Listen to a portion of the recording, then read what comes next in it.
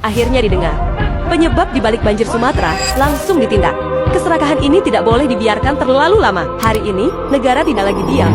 Pemerintah mencabut izin 20 perusahaan yang terindikasi jadi biang kerok rusaknya hutan. Ini bukan gertakan. Ini langkah tegas untuk membereskan tata kelola lingkungan yang selama ini bobrok oleh kepentingan. Pesannya jelas, siapapun yang merusak alam akan berhadapan dengan negara, supaya banjir ini tidak jadi warisan bencana untuk anak cucu kita. Nah ini guys yang dinamain duta sawit. Masih dalam keadaan bencana ngomongnya sawit aja. Orang mah nanti ngomongin itunya kalau udah keadaan membaik. Tapi namanya depan rumah lu aja. Pak, Pak. Supaya setia dengan ucapan, terutama Bapak Luhut Binsar Panjaitan, beliau mengatakan di acara Rosi tidak akan lagi campur tangan atau menjabat di era Pak Prabowo. Tapi kenyataannya dia menjadi Dewan Ekonomi. Dia katanya sudah nurut sama istrinya, tapi kenyataannya tidak. Ya jadinya bukan setia wacana. Maka di sini ahli tafsir agama Blessing ini adalah setia dengan ucapan karena apa yang dia ucapkan disaksikan oleh kedua malaikat yang menjaga di kanan dan kirinya. Dan di sini ada simbol di mana situasi saat ini yang sedang terjadi pada diri Luhut Binsar Panjaitan sendiri. Ada simbol di sini 10 tongkat. Bagaimana pikirannya ini sangat berat sekarang. Kalau kemarin dia setia dengan ucapannya, tidak menerima tugas dari Kabinet Prabowo, mungkin tetap setia dengan istrinya, ngikutin saran dari istrinya, mungkin tidak akan seperti sekarang. Tapi karma itu senantiasa mengejar siapa yang berbuat, karena karma itu adalah perbuatan dan hukumnya pasti ada. Itu kalau karma ya. Maka ini situasi yang sekarang, kerugian kereta cepat Wus ini kedepannya banyak masalah yang terjadi pada Pak Luhut. Karena di sini elemennya api, persoalannya tetap terjadi.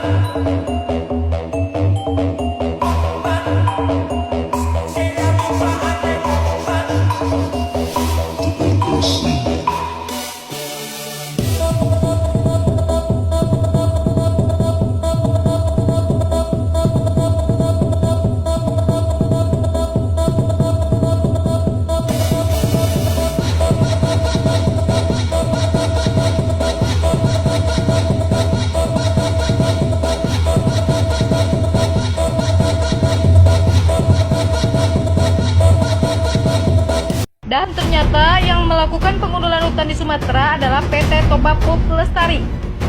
Siapa yang punya PT Toba Pulp Lestari? Bapak Luhut.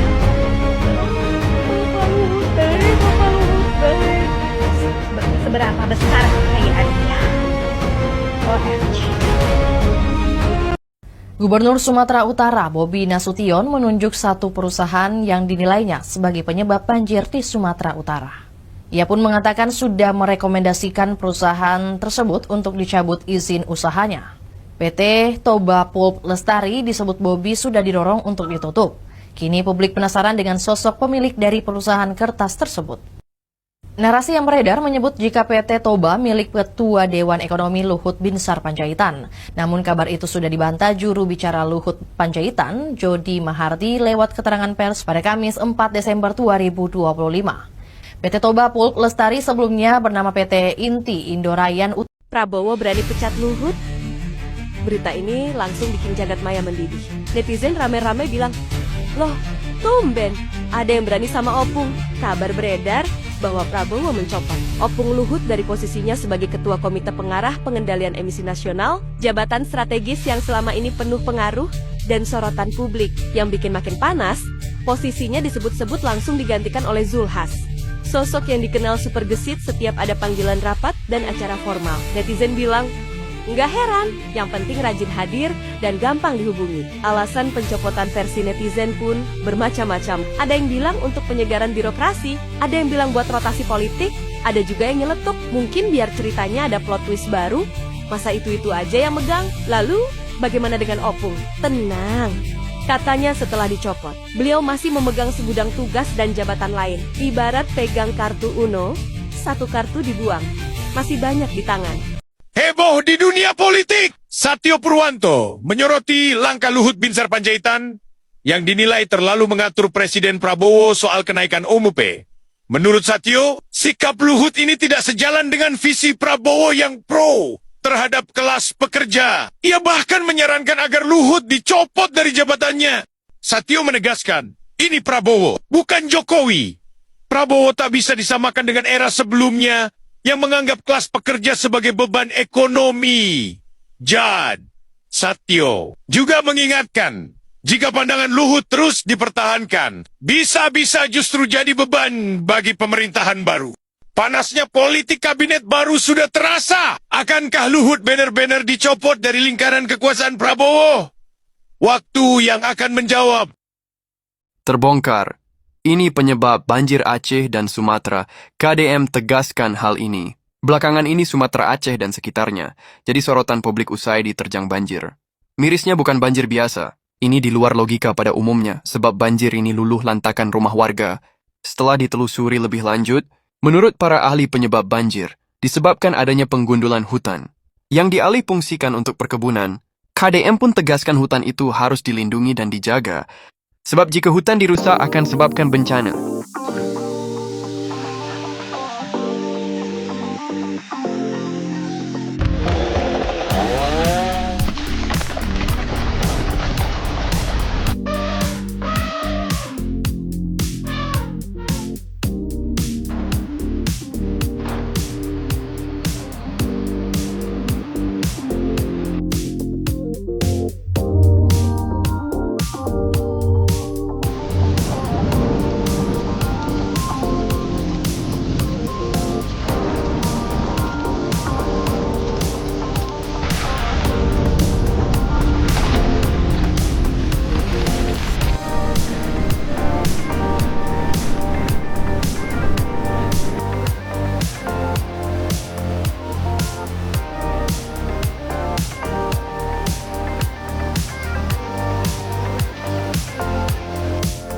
Dua 12 perusahaan yang diduga perparah banjir Sumatera. Banjir dan longsor di Sumatera diperparah sama dugaan pelanggaran hukum kehutanan yang dilakukan sama 12 perusahaan yang teridentifikasi oleh Kementerian Kehutanan. Kementerian Kehutanan akan segera memulai penegakan hukum terhadap 12 perusahaan tersebut, termasuk praktik pencucian kayu hasil pembalakan liar. Biasanya, modus pencucian kayu ilegal yang dipakai para pelaku meliputi pemalsuan dokumen lahan, penitipan kayu ilegal, dan penggunaan nama pinjam oleh pemodal. Sayangnya, nama ke-12 perusahaan tersebut belum diungkapin ke publik.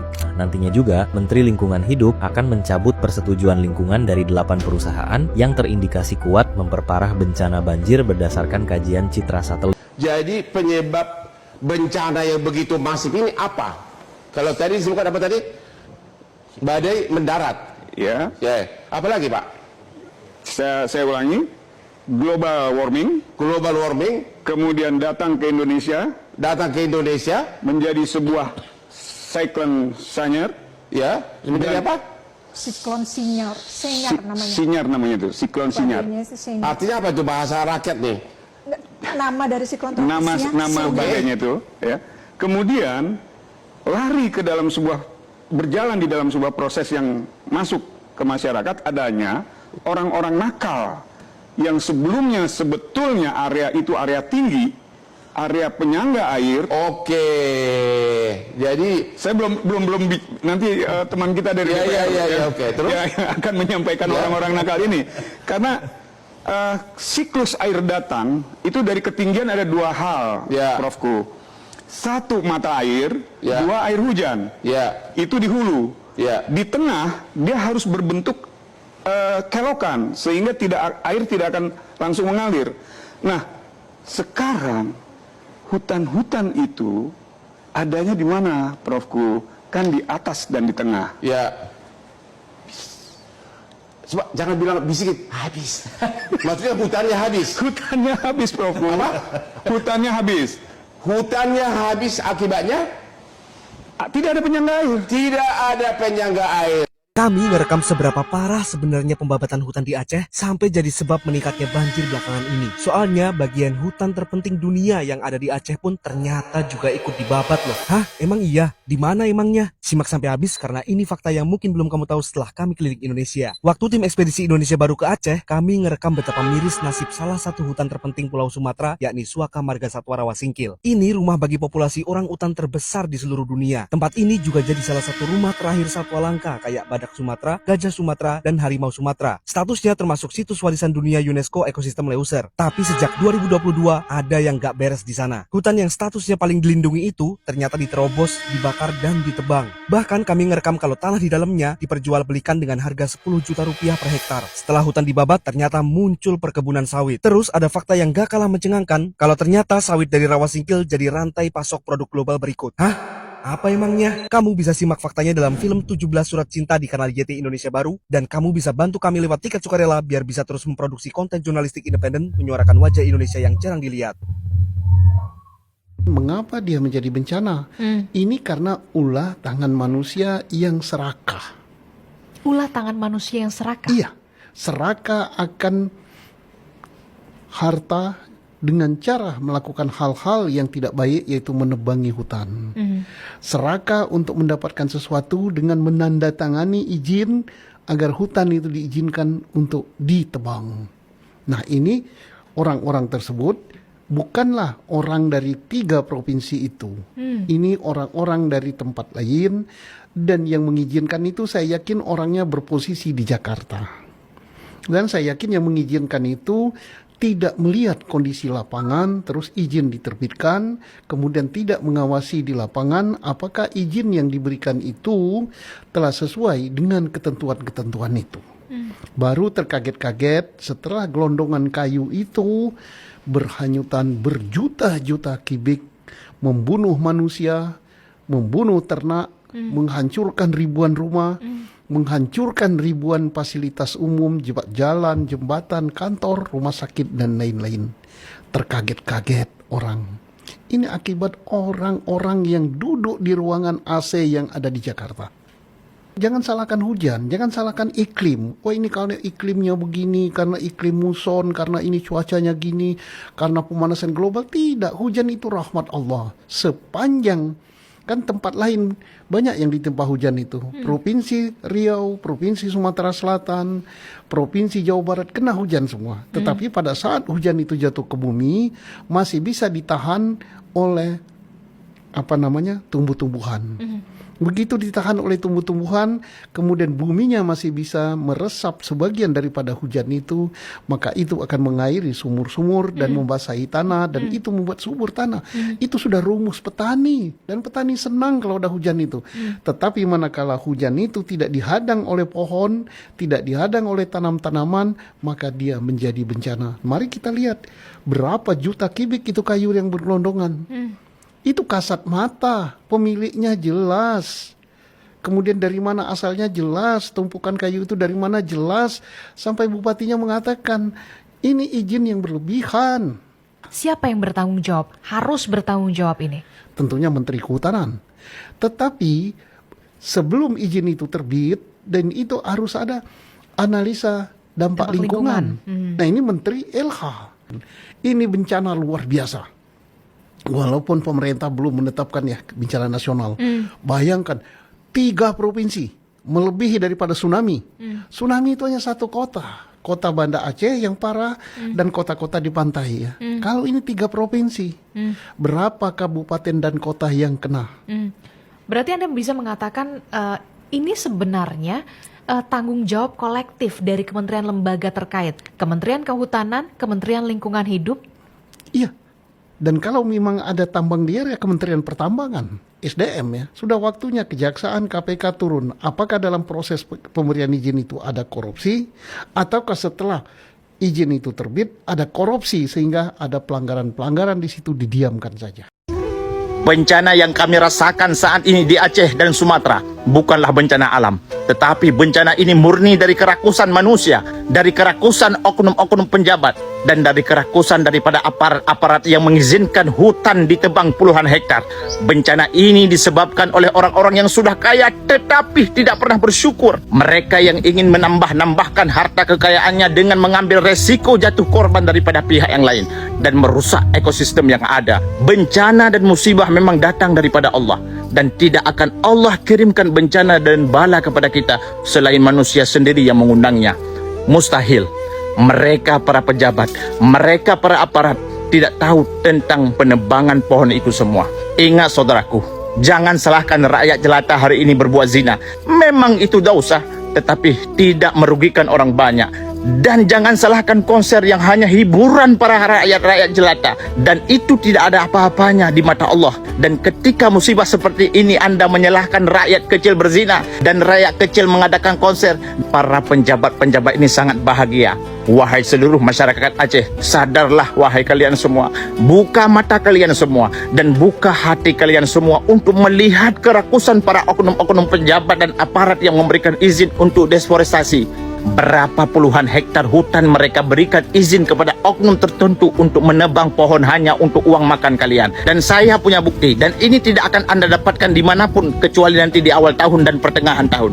Sebab yang pertama, deforestasi pada tahun 2024 untuk wilayah Aceh dari 8.962 hektar, dan di tahun 2025 sekarang 27.850 hektar hutan digundulkan. Sedangkan untuk Sumatera Barat dari 6.360 hektar digundulkan menjadi 28.503 hektar, naik 4 kali lipat hutan yang mereka gundulkan. Dan yang lebih parah lagi, yang lebih ngeri lagi, di Kabupaten Pidie dan Pidijaya, deforestasi pada tahun 2024 yaitu 182 hektar, dan siapa sangka pada tahun 2025 deforestasi mencapai 1.700 hektar hutan digundulkan. Jadi ini olahan siapa?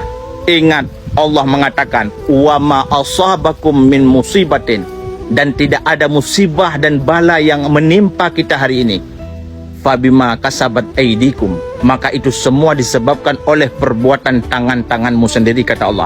Jadi kami mohon kepada Bapak Presiden dan juga Bapak Gubernur Aceh, Bapak Gubernur setempat, Bapak Gubernur yang dimanapun Anda berada, untuk menindak tegas bagi oknum-oknum yang bekerja sama untuk mengundurkan hutan.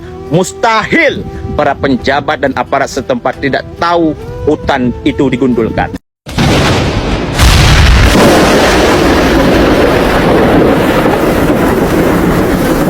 Waktu SD kita diajari bahwa longsor dan banjir itu disebabkan oleh penggundulan hutan.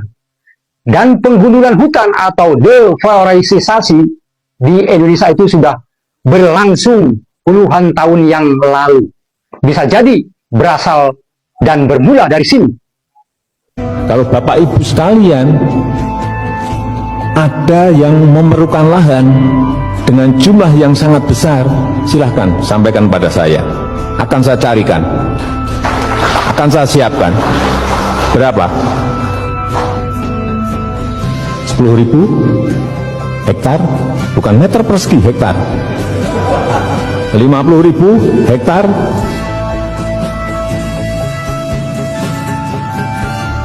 tapi dengan sebuah hitung-hitungan proposal juga yang, dan hasilnya ini.